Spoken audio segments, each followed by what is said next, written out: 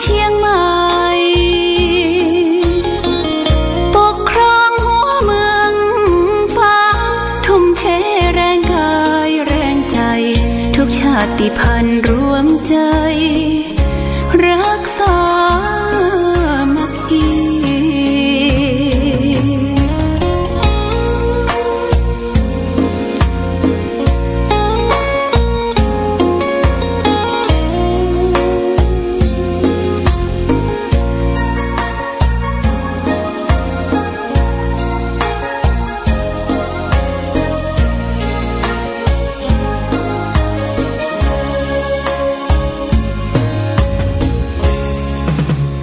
เป็นวัดร้างโบราณ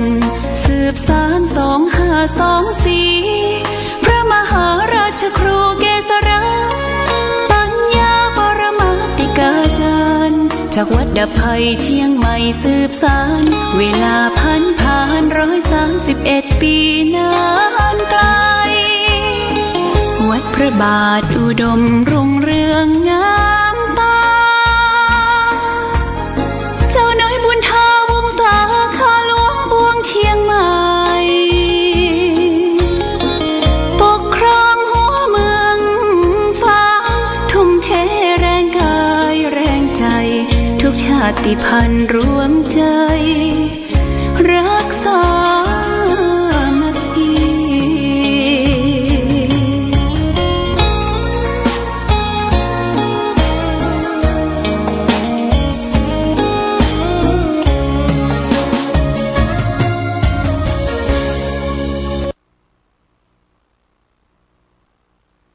เจริญสุขศรัทธาสาธุชนญาติโยมท่านพุทธบริษัททั้งหลายวันนี้รายการธรรมประทีปส่องต่างก็ได้มาพบปะกับพ่อแม่พี่น้องศรัทธาสาธุชนญาติโยมแห่งครั้งหนึ่งวันนี้เป็นวันอังคารที่25เดือนมิถุนายนพุทธศักราช2567ซึ่งตรงกับเดือน7ใต้เดือน9เหนือแรม4ค่ำวันนี้ก็วันที่25แล้วญาติโยมก็เหลือบ่กี่วันงานประเพณีไหว้สาบารมีพระเจ้าฝางพระนางสามผิวและก็งานประเพณีส่งน้ำพระพุทธบาทพระธาตุและก็ส่งน้ำครูบาเจ้าศรีวิจัยส่งน้ำองค์พลาพระเจ้าระแข่งในวันที่28 29ก็ใกล้เข้ามาวันนี้อากาศท้องถิ่นฝนทำท่าจะตกลงมาละหมดแมดญาติโยมก็กรมอุตุนิยมบอกว่าฝนจะตกทางภาคเหนือตอนบนเริ่มตั้งแต่แม่ฮ่องสอนเป็นต้นมาฟ้าฝนนี่ก็เอาแน่เอานอนบ่ได้บางทีว่าจะตกก็บ่ตกแต่ว่าบางทีฝนบ่ตกก็ตกลงมาฟ้าฝนนั้นแล้วแต่ลมแปรปรวนอากาศข้างบนเปลี่ยนแปลงถ้าลมปัดลมปาไปตกที่อื่นก็มีน้ำฝนถือว่าน้ำอันตกมาจากฟากฟ้าสุราไรมาชโรมพื้นที่ที่เราอยู่อาศัยก็ทำให้ข้าวกล้าไร่นาทั้งหลายเจริญรุ่งเรืองเปลี่ยนไปด้วยเขียวชอุ่มด้วยพืชพันธุ์ธัญญาหารเพราะฉะนั้นฝนตกลงมาจึงเป็นที่ชื่นบานแก่หมู่เฮาและท่านทั้งหลายบ้านใดเมืองใดฝนบ่ตกฟ้าบ่ห้องเปิ้นก็กองหาฟ้าตกฝนตกฟ้าร้องแต่บ้านเฮาเมืองเฮานะก็เข้าฤดูฝนแล้วฝนก็ตกลงมาเพราะฉะนั้นในช่วงนี้เป็นการปลูกฝังพืชธัญญาหารข้าวกล้าไร่นาขิงข่าตะไคร้จักไคร้อย่างต่างๆปลูกฝังไปเตอะ พื้นที่ในบ้านเฮาจะไปให้มันว่าง ริมหัวริมกำแพงอย่างก็ปลูกไปตามสันตุ่งสันนะตามคันสระน้ำอย่างปลูกฝังไปการทำงานหรือทำสิ่งที่เป็นกิจกรรมกิจวัตรของเฮานั้นถือว่าเป็นการผ่อนคลายญาติโยมเป็นการผ่อนคลายดีกว่าที่เฮาบ่ได้เคลื่อนไหวบ่ได้ออกกำลังกายเฮาจุกอยู่เฮาเซาอยู่เมาหลับเมานอนร่างกายเฮาก็ปีอ้วนสะสมด้วยไขมันเพราะฉะนั้นจะต้องมีการเคลื่อนไหวได้ญาติโยมนะเคลื่อนไหวเอ็กเซอร์ไซส์ออกมาเดินไปเดินมาเดินบนเตินบนเฮือนก็เรียกว่าเดินจงกรมเดินจงกรมสัก15 นาทีสัก20 นาทีแต่ว่าการเดินจงกรมในบนหอบนเฮือนอาคารสถานที่ก็ต้องเดินให้มันมีหัวมีหาวหรือใกล้ฝาผนังถ้ามันถลำมันเซเขาก็มีที่เกาะที่กำนี่สำคัญนะญาติโยมนะเดินจงกรมแล้วก็ไหว้พระสวดมนต์เข้าห้องพระนั้นบ่ต้องไปจุดธูปจุดเทียนก็ได้ญาติโยมประเดี๋ยวนี้มันมีเทียนไฟฟ้าเพื่อเขาต่อไว้ละอ่อนไว้เสียบปลั๊กกดสวิตช์พอไหว้พระเสร็จก็ต้องถอดออกจะไปให้มันลวดวันลวดคืนเดี๋ยวมันฮ้อนก็คือทำให้ไฟฟ้าหรือปลั๊กละลายก็จะเกิดไฟช็อตก็จะไฟไหม้บ้านจองหอเฮือนที่อยู่ที่อาศัยของเราต้องระมัดระวังเรื่องดินน้ำลมไฟที่เราอาศัยอยู่ในปัจจุบันเนี่ยญาติโยมนะอันนี้เป็นสิ่งสำคัญวันนี้วันที่25ได้มาปะศรัทธาญาติโยมก็จะเอาสารธรรมะที่มาฝากคือแก่ญาติโยมท่านสาธุชนทั้งหลายวันนี้เอาเรื่องพรหมจริยากถาว่าด้วยการประพฤติพรหมจรรย์การประพฤติพรหมจรรย์นี่ก็คือเป็นศีลข้อหนึ่งในศีลที่3ของศีล8นะอพรหมจริยาเวระมณีสิกขาปะทังสมาธิยามิเวลาเราไปประพฤติปฏิบัติธรรมสมาทานเอาศีล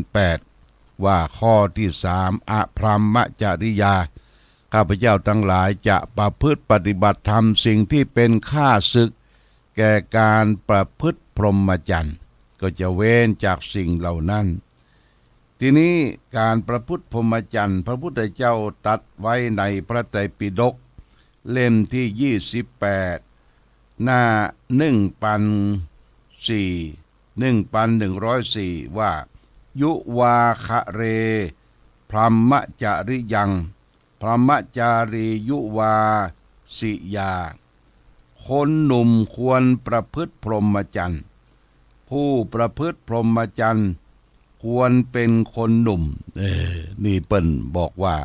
คนหนุ่มคนสาวควรจะประพฤติพรหมจรรย์วัยหนุ่มวัยสาวนั่นก็คือตั้งแต่วัย1 ขวบถึง25 ขวบ1 ปีถึง25 ปีนี่คนหนุ่มควรจะศึกษาและประพฤติพรหมจรรย์ประพฤติพรหมจรรย์เพื่อให้กายบริสุทธิ์วาจาบริสุทธิ์และใจบริสุทธิ์เมื่อกายวาจาใจบริสุทธิ์ก็ถึงพร้อมด้วยความสุขญาติโยมนะความสุขอันเกิดจากการประพฤติพรหมจรรย์เพราะฉะนั้นพรหมจรรย์อย่างที่เราเรียกกันว่าผู้หญิงพรหมจรรย์ผู้หญิงพรหมจรรย์ก็คือผู้หญิงที่บริสุทธิ์ไม่มีผู้ชายมาแตะต้องร่างกายไม่แตะต้องร่างกายอนุวัยหนุ่มอายุวัยหนุ่มเป็นผู้หญิงบริสุทธิ์อยู่ในโอวาทอยู่ในการปกครองของพ่อแม่ผู้หญิงที่เป็นประพฤติพรหมจรรย์ ทีนี้พรหมจรรย์ที่เราจะต้องมาประพฤติเนี่ยก็คือ รักษากายวาจาใจให้บริสุทธิ์โดยการประพฤติพรหมจรรย์ญาติโยมท่านสาธุชนทั้งหลาย อันนี้ฝากไว้เป็นข้อคิดสำหรับญาติโยมท่านสาธุชนที่รักษาศีลข้อที่3สำหรับศีล8ทีนี้เอาแหมข้อหนึ่งมาฝากว่าอายุกถาว่าโดยอายุของมนุษย์อายุของมนุษย์เนี่ยพระพุทธเจ้าก็ตรัสไว้เป็นภาษาบาลีว่ายะถาวาริวโหปูโรคัจฉังนะปริวัตตติเอวะมายุมนุษสานังคัจฉังนะปริวัตตติแม่น้ำที่เต็มไปด้วยน้ำที่เต็มฝั่งไหลไปดุดหน้าเรื่อยไปไม่ย้อนกลับฉันใดอายุของมนุษย์มีเดินเรื่อยไปไม่หวนกลับฉันนั้นยะถาวาริวังโหปูโรว่าแม่น้ำที่เต็มฝั่งไหลลุดไปข้างหน้าเรื่อยไปขัดฉังณปริวัตคติไม่ย้อนกลับฉันใดเอวะมายุมนุษย์สานังอายุของมนุษย์มีเดินหน้าเรื่อยไปคัดฉังณปริวัชติไม่หวนกลับฉันนั้นอายุของเฮาที่เฮาได้ถึงวันนี้มันเป็นอายุที่เฮาเสี่ยงไปญาติโยมแต่การเสี่ยงไปของอายุหมดไปของอายุเฮาบ่ได้ถามว่าอายุต้านเสี่ยงเท่าใดเฮามักจะถามว่าอายุต้านได้เท่าใดต้านได้เท่าใดคนเฮาเนี่ยถ้าได้นี่ชอบที่จริงเสี่ยงนะอายุเสี่ยงนะญาติโยมแต่เฮาคำว่าเสี่ยงเสียหายเนี่ยบ่ค่อยเอามาใจกันมันถือกรรมว่าโอ้มาแจ้งกันเป็นตายก็ถามว่าอายุต้านได้เท่าใดบางคนก็ได้50 60 70เนี่ยมันเสี่ยงไปญาติโยม50 60 70อันจะเหลือเท่าใดนั้นบ่ฮู้ที่บ่ฮู้เพราะว่าเฮาบ่ได้ตรัสรู้ว่าอายุเฮาจะกล่อนจะเสี่ยงไปแล้วแต่กรรมแต่เวรที่เราได้สร้างสมได้ประพฤติปฏิบัติมาญาติโยมย่อมเป็นไปตามกรรมกรรมุนาวัตติโลโกสัตว์โลกเนี่ยย่อมเป็นไปตามกรรมต่างหน้ามันมืดบนอนทการเมื่อเฮายังติดข้องอยู่ในวัฏสงสารประกอบด้วยความโลภความโกรธความหลงมีอวิชชามาครอบงำจิตใจปิดบังฟ้าแก่นตาหัวใจเฮาก็บอกฮู้ว่าอายุเฮาเสี่ยงเฮากล่อนเฮาเสียไปแต่คนที่รู้ทันเหตุการณ์ว่าอายุที่เสี่ยงก่อนไปเปิ้นก็หันหน้ามาเปิ้งตั้งจิตตั้งใจเข้าวัดเข้าวาทานศีลภาวนาเกิดขึ้นทำจิตใจให้ตนเองให้สงบเพื่อจะได้พบความสันติสุขคือความสุขอย่างแท้จริงหาที่ปึ้งหาสรณะบางท่านก็ไหว้พระสวดมนต์เป็นอาจินประจำทั้งเจ้าทั้งค่ำทั้งดึกทั้งดื่นก่อนจะรับจะนอนก็ไหว้พระเพื่ออาทรใจให้ดีขึ้นสงบขึ้นเนี่ยญาติโยมต้องปฏิบัติการปฏิบัตินั้นส่วนตนส่วนตัวเอาเนี่ยต้องปฏิบัติด้วยตนเองเอาจะไปมารอคนนั้นรอคนนี้จวนเปิ้นไปวัดไปวาจวนเปิ้นไปกินไปตามคนเฮาภารกิจมันนักบางทีเปิ้นก็ติดขัดไปบ่ได้มาบ่ได้สู้เฮาไปคนเดียวบ่ได้ญาติโยมสลัดออกจากความห่วงความบ่วงต่างๆบ่วงห่วงต่างๆเนี่ยเป็นบ่วงกองน้องกองคอบ่วงลูกบ่วงเต้าเป็นบ่วงที่กองคอห่วงทรัพย์ห่วงศีลเป็นบ่วงที่กองแขนกองตีนกองมือห่วงสุขสิ่งทุกอย่างเป็นเครื่องพันธะผูกพันตัดบ่วงตัดห่วงได้อิสระแก่ใจก็จะเกิดขึ้นกับเราและท่านทั้งหลาย เพราะฉะนั้นตัดบ่วงตัดห่วงทั้งหลายออกไปก้อยสินไปสินไปสินไปให้มันเปียงเรียงราบญาติโยมนี่สำคัญคือได้ประพฤติปฏิบัติธรรมเข้าใกล้พระพุทธพระธรรมพระสงฆ์มีกิจการงานของวัดก็ร่วมโดยช่วยกันเท่าที่จะทำได้ร่วมด้วยช่วยกันเท่าที่จะทำได้นี่เป็นสิ่งสำคัญยิ่งที่เราในบ้านปลายชีวิตคือหาสารณะหาที่เปิ้งจะไปมัวก้าหลงไหลไปตั้งอบายมุขไปกินเหล้าเมายาไปเที่ยวกลางคืนไปเป็นนักเลงการพนันคบคนบดีเป็นนักเลงผู้หญิงเนี่ยเรียกว่าจิตใจเฮาไหลไปกับสิ่งเหล่านั้นเมื่อไหลไปในทางต่ำทางเสียไปทางอบายมุขเป็นบ่อเกิดแห่งความชิบหายเพราะฉะนั้นบ่อเกิดแห่งความชิบหายเป็นผีร้ายญาติโยมผีร้าย6 ตัวที่มาสิงเกาะกินใจคนถึงวันเนี่ยมี6 ตัวนะผีร้ายดังที่นักปราชญ์ท่านผูกเป็นคำกรสอนใจว่าผีที่1ชอบสุราเป็นอาจินไม่ชอบกินข้าวปลาเป็นอาหารผีที่2ชอบเที่ยวยามวิกาล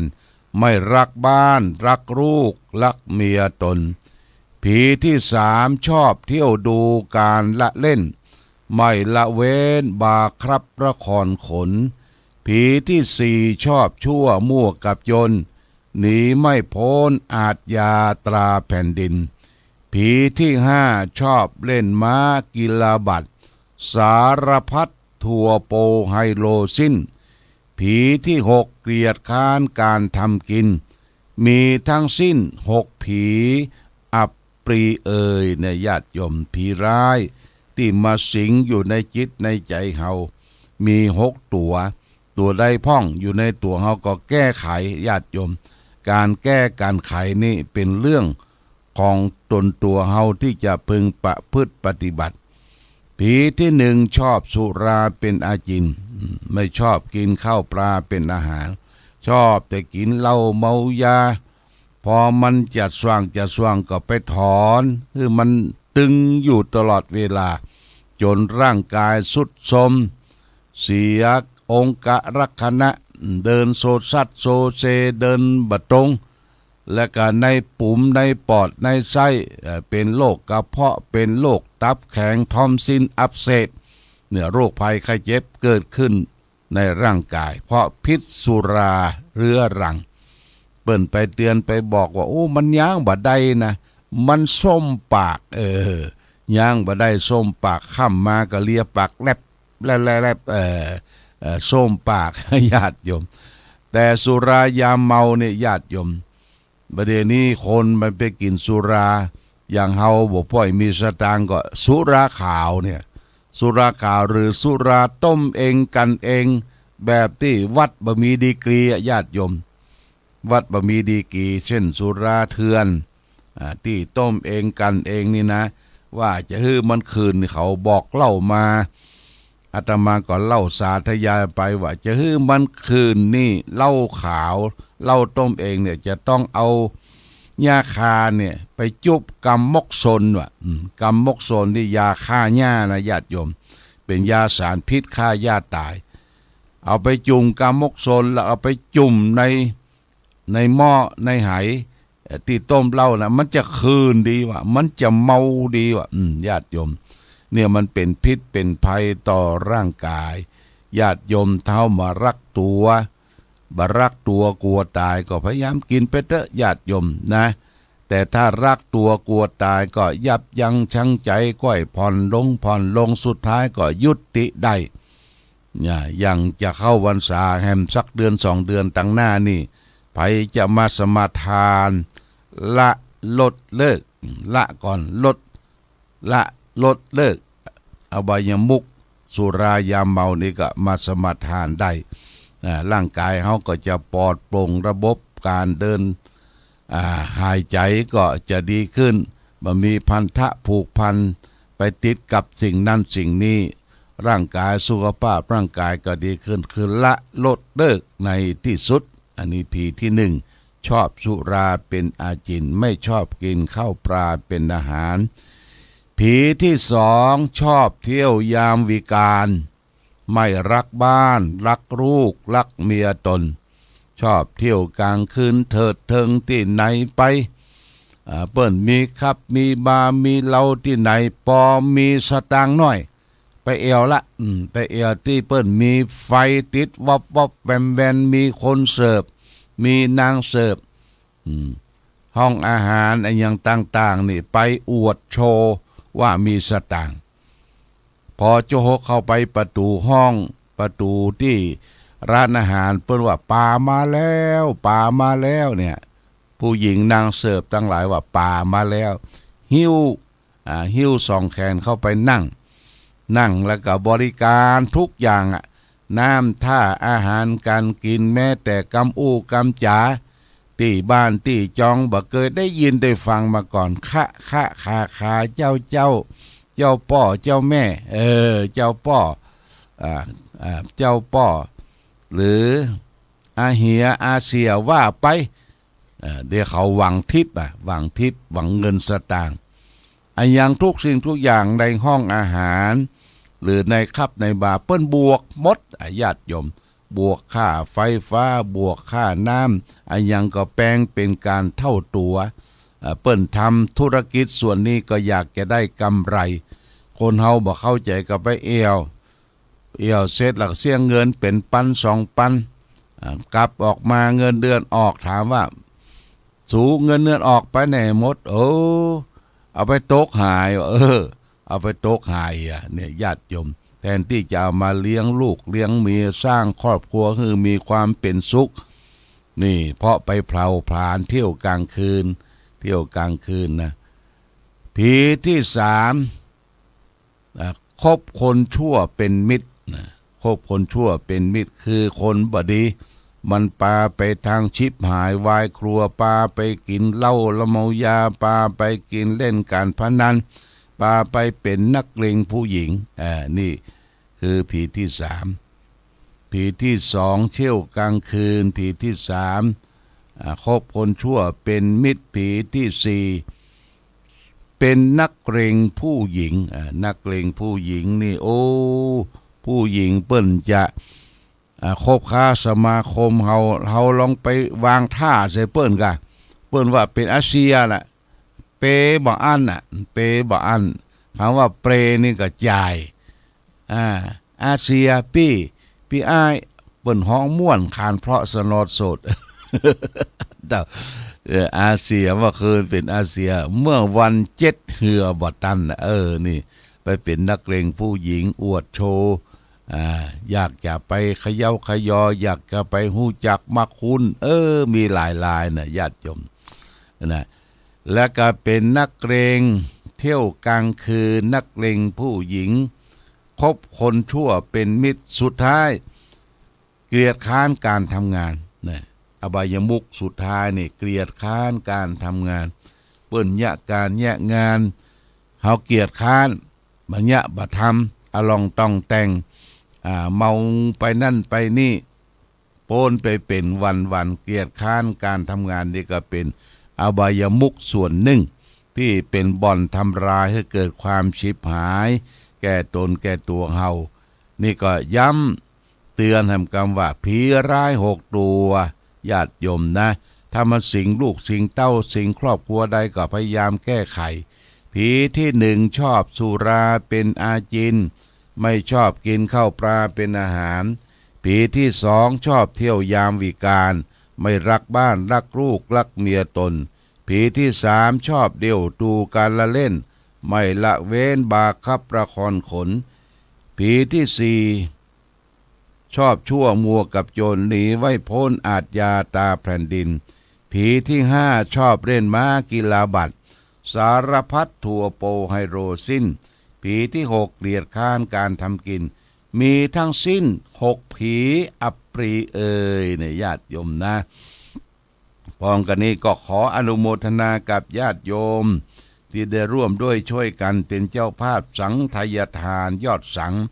มีป้อน้อยอุ่นเรือนแม่ระเห็นสีเทศ1 สัง 1,000 บาทพ่อหลวงทวีศักดิ์สุทธเสนา1 สัง 1,000 บาทแม่สมควรโด่งดัง1 สัง 1,000 บาทคุณประกายพันธุ์อุบเงิน1 สัง 1,000 บาทแม่ตุ้ยทองอิน1 สัง 1,000 บาทป้อสมานร้องหานแก้ว1 สัง 1,000 บาทคุณวารินจักรุ่งโรจน์1 สัง 1,000 บาทแม่วิตาชัยวงศ์1 สัง 1,000 บาทครูสมบูรณ์เหลืองสุวรรณ1 สัง 1,000 บาทคุณสมบูรณ์บุญทาวงศา1 สัง 1,000 บาทแม่แก้วรุนไสตระกูล1 สัง 1,000 บาทคุณบุญรัตน์นางบัวจันทร์ขันใจ1 สัง 1,000 บาทนายมโนพสุทธเสนา1 สัง 1,000 บาทนางสายใจหันตระกูล1 สัง 1,000 บาทแม่อุ่นแม่ละพรวงเบธา1 สัง 1,000 บาทแม่จันทาเหลืองสุวรรณ1 สัง 1,000 บาทคุณนิพาคนโต1 สัง 1,000 บาทคุณพวงปากาพรหมแสน1 สัง 1,000 บาทนางสาววันวิชาคงชุ่ม1 สัง 1,000 บาทคุณแม่ศรีนวลคนโต1 สัง 1,000 บาทแม่อุ้ยอินแม่สาบเสมิงร่วมทำบุญ200 บาทพ่อจรูนแสนใจยา1 สัง 1,000 บาทแม่สมศรีปันไฟ1 สัง 1,000 บาทแม่เพนพรชัยเกต1 สัง 1,000 บาทคุณกนกพิษชัยนาร้านนานาพันห้วยงูใน3 สัง 3,000 บาทคุณเกษรินสุภาบ้านห้วยงูใน2 สัง 2,000 บาทคุณอนุชารุ่งนภาอังสุวอังสุดสวานทวีห้วยงูใน1 สัง 1,000 บาทและคุณโคบายาสิคุณจันทิพย์อินทปัญญาห้วยงูใน1 สัง 1,000 บาทโมทนาสาธุญาติโยมได้มาประเคนเด้อวันที่29ในวันส่งน้ำประเพณีของวัดพระพุทธบาทอุดมเยินร่วมมาประเคนถวายทานทานและถวายภัตตาหารเพลแด่พระภิกษุสงฆ์สามเณรโดยในวันที่29โดนเดือนเก้าเดือนแรม8 ค่ำได้พบกันที่วัดพระพุทธบาทอุดมต่อไปวันนี้รายการธรรมะประทีปซองต่างก่อนหมดเวลาหมดก็อำลาพาจากญาติโยมท่านสาธุชนไปก่อนรายการธรรมะประทีปซองต่างต้องขอลาก่อนขอผู้ฟังจงตั้งมั่นจิตหันษาโดยธรรมะขององค์พระพุทธาได้นำพาให้เกิดความสุขสงบเย็นขอเจริญพร